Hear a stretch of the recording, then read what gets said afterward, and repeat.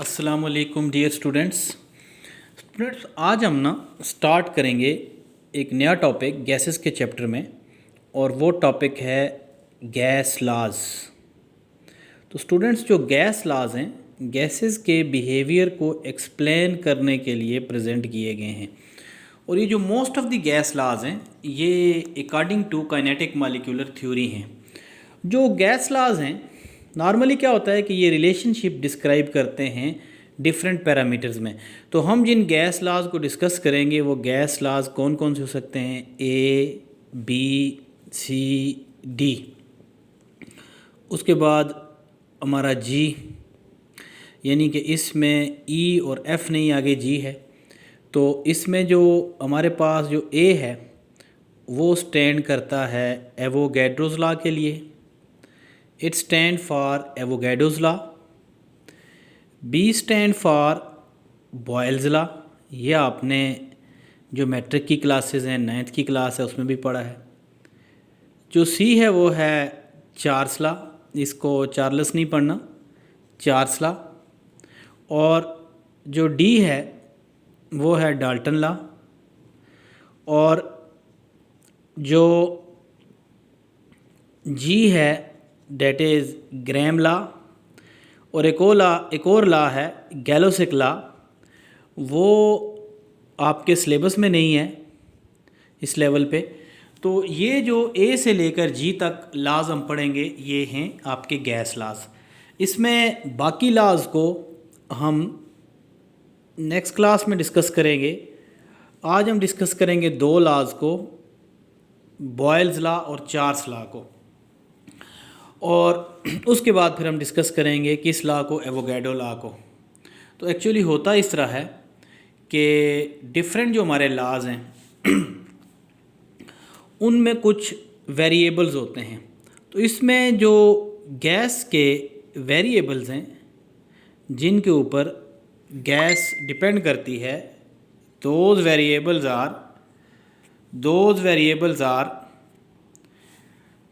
three variables and those variables are volume, temperature, pressure and number of moles। तो बुनियादी तौर पे mainly जो पहले तीन लॉज हैं, बॉयल्स लॉ, एवोगैड्रो लॉ और चार्ल्स लॉ, वो इनके रिलेशनशिप डिस्क्राइब करते हैं। सो हम टर्न बाय टर्न इन लॉज को डिस्कस करेंगे, लेकिन आज हम दो लॉज को डिस्कस करेंगे। सबसे पहले बॉयल्स लॉ और फिर कौन सा, चार्ल्स लॉ हम डिस्कस करेंगे। तो first of all is Boyle's law. Boyle's law बच्चों, ये जो बॉयल्स लॉ है ये लॉ काफ़ी पुराना कानून है, काफ़ी पुराना लॉ है। और ये क्या करता है, ये डिस्क्राइब करता है relationship between pressure and volume, relationship between V and P. और ये लॉ क्या कहता है, दिस लॉ डिस्क्राइब डैट कि प्रेशर के चेंज करने से वॉल्यूम चेंज होता है और प्रेशर के चेंज करने से वॉल्यूम में जो चेंज आती है वो इन्वर्स होती है। तो इसकी स्टेटमेंट क्या है, एट कांस्टेंट टेम्परेचर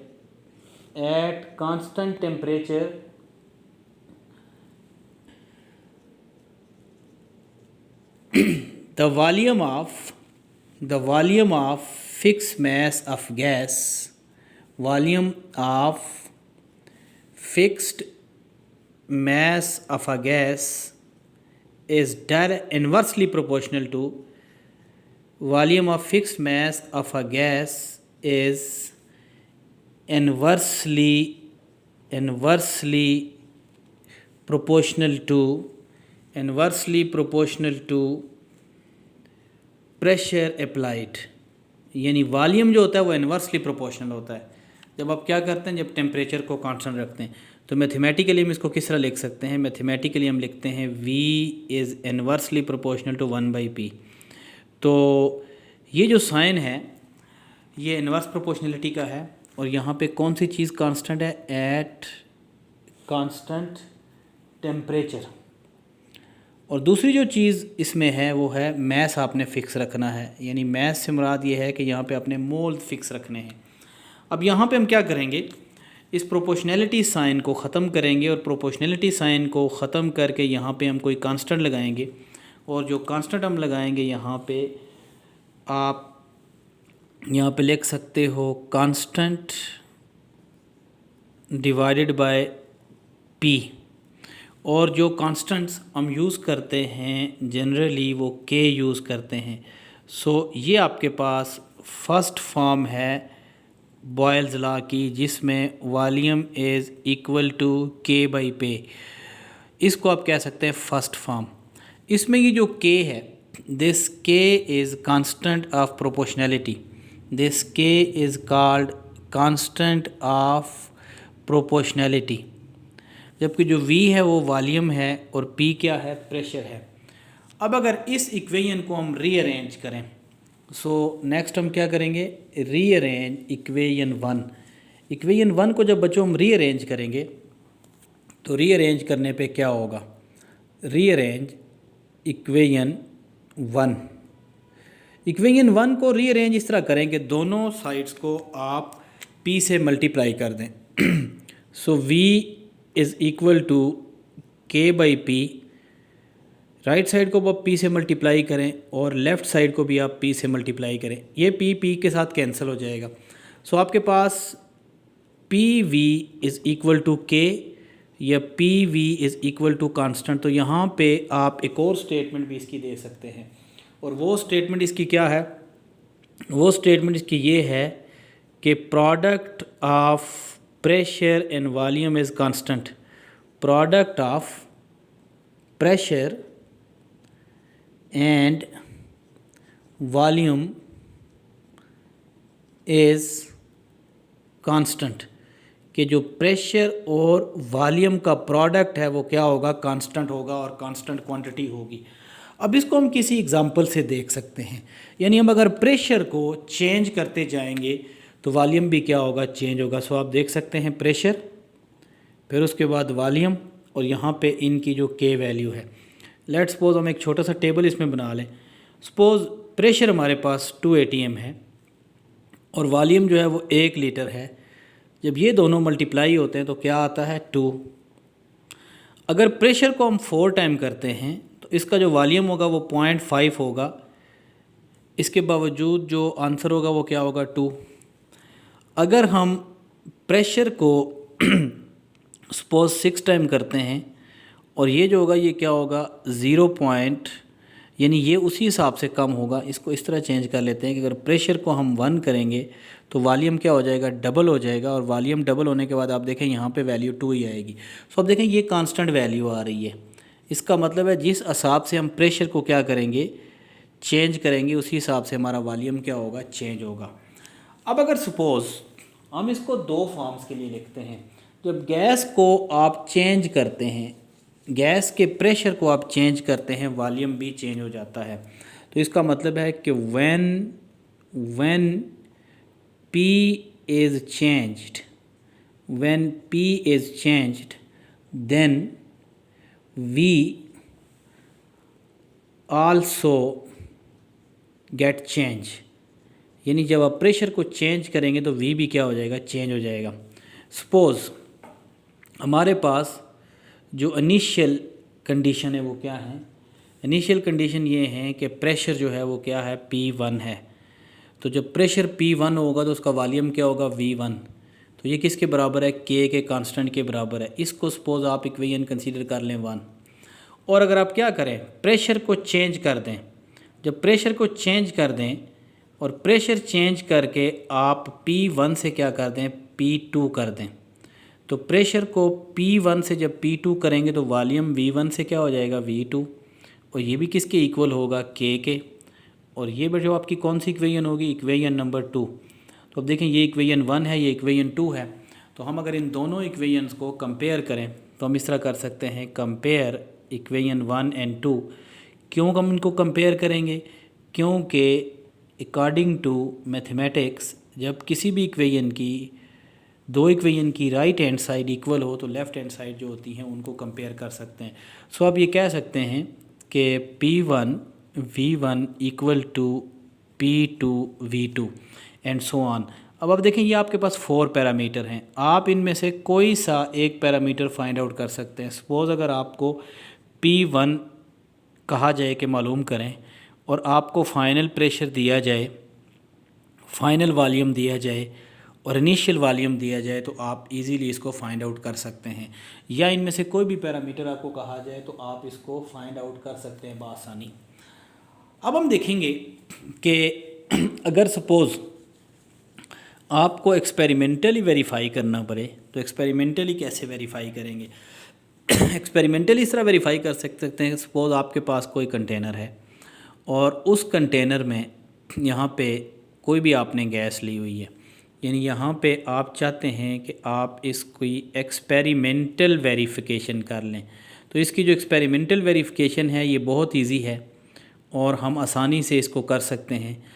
और इसमें भी इस तरह भी हो सकता है कि जिस तरह आप बाद दफ़ा कंप्रेशन करते हैं, सपोज़ इस कंटेनर में कोई गैस है और उस गैस का जो वॉल्यूम है डैट वॉल्यूम इज़ 1 लीटर, और यहाँ पे आपने क्या किया हुआ है कि इसके ऊपर कोई पिस्टन रखा हुआ है, यानी कि फ्रिक्शन लेस पिस्टन लगा हुआ है, और जो इसका प्रेशर है that pressure is 2 atm, 2 atm इसका प्रेशर है। आप क्या करते हो कि आप प्रेशर को इंक्रीज़ करते हो। जब प्रेशर को इंक्रीज़ किया जाता है व्हेन P इज़ इंक्रीज्ड, जब प्रेशर को आप इंक्रीज़ करेंगे यानी पिस्टन को आप प्रेस करेंगे, तो प्रेशर को इंक्रीज़ करने से और पिस्टन को प्रेस करने से जो गैस के मालिक्यूल्स होंगे वो करीब करीब आएंगे, यानी gas molecule will come close to each other and this volume will decreases. और जो इसका वॉल्यूम होता है वो 1 लीटर के बजाय कितना हो जाता है 0.5 लीटर। और आपने क्या किया है कि आपने प्रेशर को डबल किया है, यानी कि आपने जो पहले प्रेशर था उस प्रेशर को आपने 2 टाइम कर दिया है। सो आप कह सकते हैं कि यहाँ पे जो प्रेशर है वो क्या है 4 atm है। जब प्रेशर आपका 4 atm है तो 4 atm पे जो गैस का वॉल्यूम होता है वो 1/2 लीटर रह गया है, जबकि 2 atm पे जो गैस का वॉल्यूम था वो कितना था 1 लीटर था। सो इसका मतलब है जब आप प्रेशर को इंक्रीज़ करेंगे तो वॉल्यूम क्या हो जाएगा डिक्रीज़ हो जाएगा। That's why it is also called law of compression. So gas को जब आप क्या करते हो प्रेशर डालते हो तो गैस के मालिक्यूल जो होते हैं वो नज़दीक आ जाते हैं, तो इस वजह से इसको लॉ ऑफ कंप्रेशन भी कहते हैं। सो ये इसकी एक्सपेरिमेंटल वेरिफिकेशन है जो कि बआसानी की जा सकती है। उसके बाद ग्राफिकल एक्सप्लेनेशन, अगर हम बॉयल्स लॉ के ग्राफिकल एक्सप्लेनेशन करें तो वो भी की जा सकती है। 3 तरह के ग्राफ हम इसमें प्लाट कर सकते हैं। एक जो ग्राफ होता है वो प्रेशर वर्सेस वॉल्यूम होता है, एक ग्राफ जो होता है वो pressure versus inverse of volume होता है, और जो एक ग्राफ होता है वो PV कांस्टेंट वर्सेस प्रेशर होता है। सो 3 टाइप्स ऑफ ग्राफ हम इसमें प्लाट कर सकते हैं। जो पहला ग्राफ है वो प्रेशर वर्सेस वॉल्यूम, अगर कोई उर्दू मीडियम से उसे नहीं पता वर्सेस का मतलब होता है बामुकाबला, against. Number 2 pressure versus inverse of volume 1/V। और जो तीसरा ग्राफ है third graph is plotted between pressure versus PV constant, यानी कि इनके दरमियान ग्राफ प्लाट किया जा सकता है। सो हम जो पहला ग्राफ प्लाट करेंगे वो ये वाला ग्राफ प्लाट करेंगे, pressure versus volume. So first graph is pressure versus volume, कि प्रेशर बामुकाबला वॉल्यूम का ग्राफ क्या होता है। सो इसमें क्या होता है जब प्रेशर और वॉल्यूम के दरमियान ग्राफ प्लाट करते हैं तो एक आइसोथर्मल कर्व आता है, आइसोथर्मल हाइपरबोलिक कर्व आता है। यानी कि क्या होता है, यानी कांस्टेंट प्रेशर पे जब हम ग्राफ टेम्परेचर पे करते हैं तो क्या होता है आइसोथर्मल हाइपरबोलिक कर्व आता है जो कि इनवर्स रिलेशनशिप को एक्सप्लेन करता है। आइसोथर्मल हाइपरबोलिक कर्व, हाइपरबोला जो शेप है मैं बताता हूँ आपको कि सपोज़ यहाँ पे हम वाई एक्सेस की तरफ हम अगर वॉल्यूम को ले लें और एक्स एक्सेस की तरफ हम प्रेशर को ले लें। ग्राफ जब भी प्लाट करते हैं तो ग्राफ में दो वेरिएबल होते हैं, एक होता है डिपेंडेंट वेरिएबल और एक होता है इंडिपेंडेंट वेरिएबल। जो इंडिपेंडेंट वेरिएबल होता है उसको एक्स एक्सिस की तरफ प्लाट करते हैं और जो डिपेंडेंट वेरिएबल होता है उसको वाई एक्सिस की तरफ आप प्लाट करते हैं। तो इसमें अब देखें कि स्टार्ट के अंदर जो वॉल्यूम होता है उसकी कोई ना कोई वैल्यू होती है। सपोज़ यहाँ पे प्रेशर जब कम था, लो था, ज़ीरो था, तो वॉल्यूम क्या था, उसकी कोई ना कोई वैल्यू थी। जैसे जैसे आप प्रेशर को इंक्रीज़ करते हैं तो वॉल्यूम में डिक्रीज़ होता है और वॉल्यूम में डिक्रीज़ आने के साथ साथ क्या होता है कि एक वक्त ऐसा आता है कि मज़ीद वॉल्यूम डिक्रीज़ नहीं होता। अब इस तरह का जो ग्राफ आता है, this type of graph is called hyperbolic curve, या इसको आप हाइपरबोला भी कहते हैं, यानी कि पैराबोला का ये उल्टा होता है। सो हाइपरबोलिक कर्व जो है ना वो ऑब्टेन होता है, जो कि इन्वर्स रिलेशनशिप को इंक्रीज़ कर रहा है। आप देखें जैसे जैसे प्रेशर इंक्रीज़ हो रहा है वैसे वैसे वॉल्यूम में क्या आ रहा है, डिक्रीज़ आ रहा है, यानी कि इस तरह हो रहा है। आप देखें ये है, ये देखें इस प्रेशर पे ये वॉल्यूम है। अब अगर आप का वॉल्यूम ये है तो इसका मतलब है इसके मुताबिक जो प्रेशर होगा वो ये होगा। सिमिलरली अगर वॉल्यूम यहाँ है तो इसके मुताबिक ये प्रेशर होगा। सो इस तरीके से हम क्या करते हैं कि ग्राफ प्लाट करते हैं और ग्राफ क्या होता है, हाइपरबोलिक एंड आइसोथर्मल। अब अगर डिफरेंट ग्राफ आप प्लाट करें, सपोज़ आप ग्राफ को डिफरेंट टेम्परेचर पे प्लाट करें, तो डिफरेंट टेम्परेचर पे प्लाट करने पे जो ग्राफ होंगे उनकी शेप पे कोई फ़र्क नहीं पड़ेगा, लेकिन वो आपके दोनों एक्सेस से दूर जाएंगे। फॉर एग्ज़ाम्पल एक ग्राफ यहाँ पे T1 पे है, अगर आप T2 पे प्लाट करेंगे तो इस तरह का ग्राफ आएगा, यानी कि जो T1 है वो लो टेम्परेचर है, T1 पे जो ग्राफ है वो दोनों एक्सेस के करीब है, जबकि T2 पे ग्राफ जो है वो क्या होगा। तो इसमें आप ये कह सकते हैं कि जो आपका T2 है वो ग्रेटर टेम्परेचर है किसके मुकाबले में, T1 पे। तो इसमें क्या होता है कि हाई टेम्परेचर पे गैस का वॉल्यूम इंक्रीज़ हो जाता है, जिसकी वजह से वो दोनों एक्सेस से दूर चला जाता है। अब जो दूसरा ग्राफ है वो प्रेशर वर्सेस 1/V है। जब भी प्रेशर और इन्वर्स ऑफ वॉल्यूम के अगेंस्ट ग्राफ प्लाट करते हैं, प्रेशर वर्सेस 1/V, तो ये जब भी ग्राफ प्लाट करते हैं, ये वाला जो ग्राफ होता है ये ऑलवेज डायरेक्ट रिलेशन शो करता है और स्ट्रेट लाइन ग्राफ आता है। This type of graph is always which type of graph, straight line, start from origin, start from origin, origin से ग्राफ प्लाट होता है। और किस तरह का ग्राफ होता है, suppose these are the variables.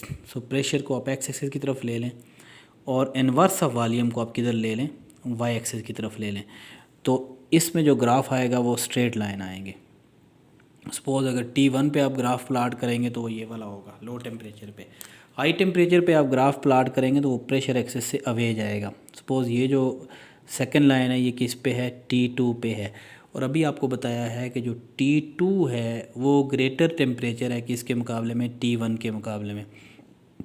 तो जितना आप टेम्परेचर को इंक्रीज़ करेंगे जो ग्राफ होगा वो वाई एक्सिस की तरफ जाएगा, यानी कि इन्वर्स एक्सिस की तरफ जाएगा। अब जो तीसरा ग्राफ है वो ग्राफ है प्रेशर और पीवी कांस्टेंट के अगेंस्ट। जो प्रेशर और पीवी कांस्टेंट के अगेंस्ट ग्राफ है वो किस तरह का ग्राफ है, so pressure versus PV constant. इसका मतलब है कि जैसे जैसे प्रेशर चेंज होगा वैसे वैसे पीवी की वैल्यू जो होगी वो चेंज नहीं होगी बल्कि वो कांस्टेंट रहेगी। तो ऐसी सूरत में क्या होगा, स्ट्रेट लाइन ग्राफ आएगा parallel to X axis, straight line graph,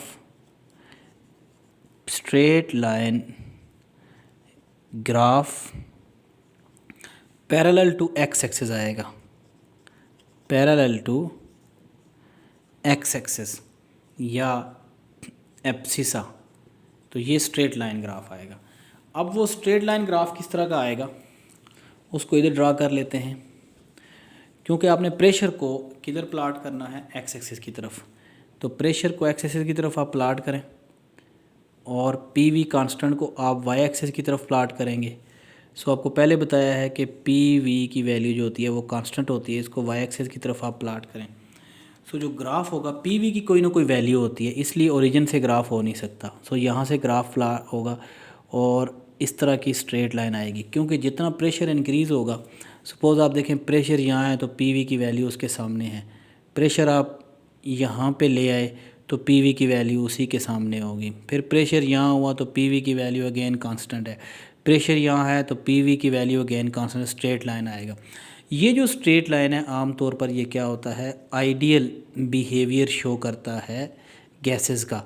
सो आगे जब हम जाके पढ़ेंगे आइडियल बिहेवियर तो उसमें ये वाला जो ग्राफ होगा ये बहुत ज़्यादा काउंट होगा और वहाँ पे आपको ये काम आएगा। सो ये 3 तरह के ग्राफ होते हैं जो कि हम बॉयल्स लॉ में क्या करते हैं, प्लाट करते हैं। अब बॉयल्स लॉ के बाद हम जो दूसरा लॉ करेंगे वो है चार्ल्स लॉ। इसको चार्ल्स नहीं पढ़ना, ये चार्ल्स है। तो ये जो लॉ है इसमें प्रेशर कांस्टेंट रहेगा और वॉल्यूम और टेम्परेचर के दरमियान रिलेशनशिप एक्सप्लेन होगा। इसका मतलब है कि इस लॉ में क्या चीज़ कांस्टेंट होगी या इसमें क्या रिलेशनशिप है, इसमें बेसिकली रिलेशनशिप है between volume and temperature, relationship between V and T. और इसमें क्या चीज़ कांस्टेंट है, प्रेशर इज़ केप्ट कांस्टेंट, यानी इसमें pressure is always kept constant. तो इसकी स्टेटमेंट क्या है, इसकी स्टेटमेंट है कि volume of gas, fixed mass of gas in fact is directly proportional to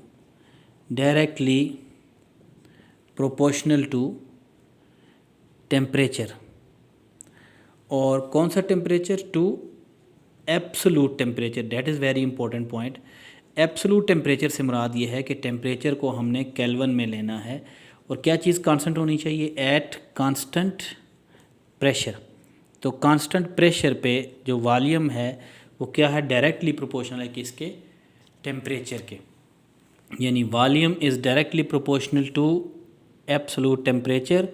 और कौन सी चीज़ कांस्टेंट है, प्रेशर इसमें क्या होगा, कांस्टेंट होगा। अब इसको मैथमेटिकली हम कैसे लिख सकते हैं, we can write mathematically volume is directly proportional to T, क्या चीज़ कांस्टेंट है, एट कांस्टेंट प्रेशर।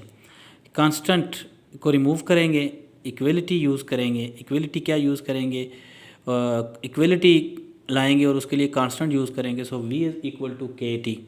अब ये जो है ये रिलेशनशिप नंबर 1 है, इक्वेशन नंबर 1 है। इसमें हम क्या करेंगे, दोनों साइडों को t पे डिवाइड करेंगे। दोनों साइडों को जब t पे डिवाइड कर दें तो t को डिवाइड करेंगे, लेफ़्ट साइड पे जो t होगी वो कैंसिल नहीं होगी, राइट साइड पे जो t होगा वो क्या हो जाएगा, t के साथ कैंसिल हो जाएगा।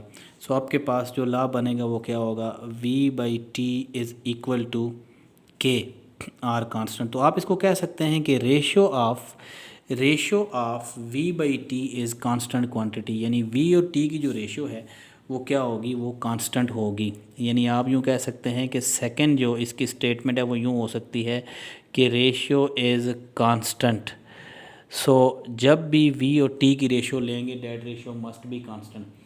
अब फॉर एग्जांपल जब वॉल्यूम आप चेंज करते हैं, ठीक है, इफ़ आपके पास अगर V1 है, कब, जब टेम्परेचर क्या था, T1, तो ये किसके बराबर है, K के।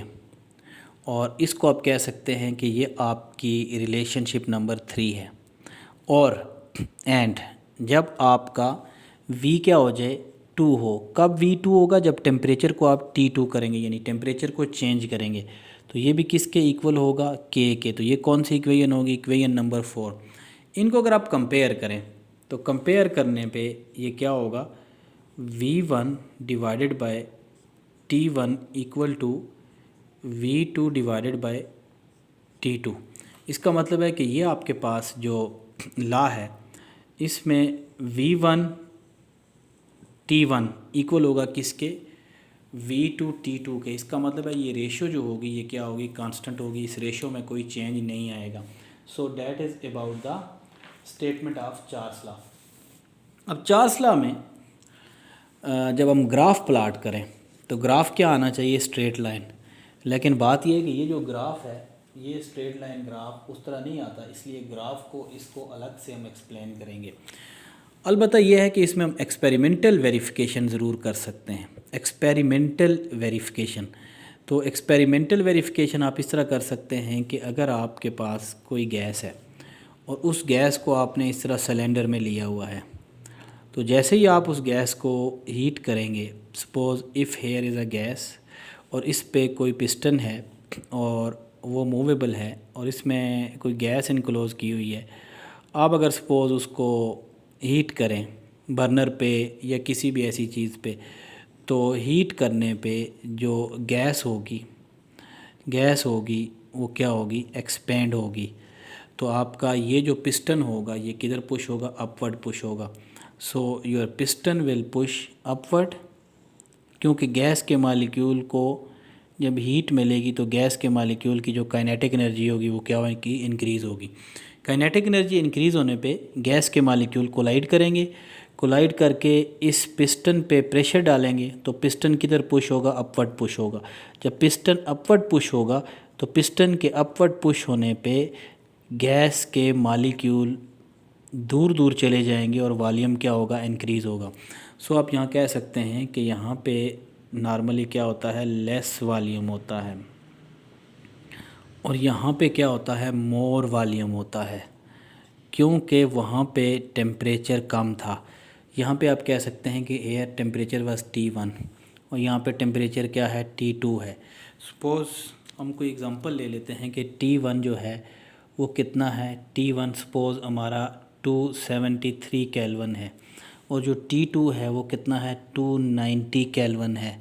इसका मतलब है जो T2 है वो ग्रेटर टेम्परेचर है। जब T2 ग्रेटर टेम्परेचर है तो ग्रेटर टेम्परेचर पे काइनेटिक एनर्जी क्या होगी, ज़्यादा होगी। आपने काइनेटिक मॉलिक्यूलर थ्योरी में भी ये बात पढ़ी थी कि जो टेम्परेचर होता है, temperature is directly proportional to kinetic energy, और काइनेटिक एनर्जी जितनी ज़्यादा होती है मोशन उतनी ज़्यादा होती है, कोलिजन उतनी ज़्यादा होती है। सो जो गैस के मॉलिक्यूल का वॉल्यूम होता है वो क्या होता है, इंक्रीज़ कर जाता है। अगर आपके पास कोई बैलून हो, गुब्बारा हो, और उस गुब्बारे को अगर आप किसी बॉटल के ऊपर रख के उसको हीट करें तो गुब्बारा जो होगा वो फ़ौरन स्वेलअप हो जाएगा, फूल जाएगा। उसकी वजह ये है कि जो बॉटल के अंदर मौजूद गैस है वो एक्सपेंड होगी। इवन गुब्बारे के अंदर भी जो छोटी मोटी गैस है थोड़ी बहुत, वो भी एक्सपेंड होगी। उसकी वजह से जो गुब्बारा होगा वो फ़ौरन एक्सपेंशन शो करेगा।